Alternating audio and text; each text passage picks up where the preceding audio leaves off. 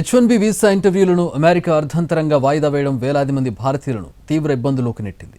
Social media ఖాతాలు, online ప్రొఫైళ్లను పరిశీలించే పేరుతో ఈ నెలలో నిర్వహించాల్సిన H1B వీసా ఇంటర్వ్యూలను వాయిదా వేసింది అమెరికా సర్కార్.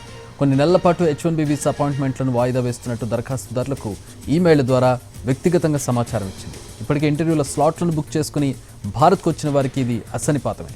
వారు మళ్లీ అమెరికాకు తిరిగి వెళ్లడానికి అవకాశం ఉండదు. వచ్చేవారు ఇంటర్వ్యూలకు స్లాట్లను తీసుకున్న వారికి అమెరికా వలస సేవల విభాగం నుంచి ఈమెయిల్లు వచ్చాయి.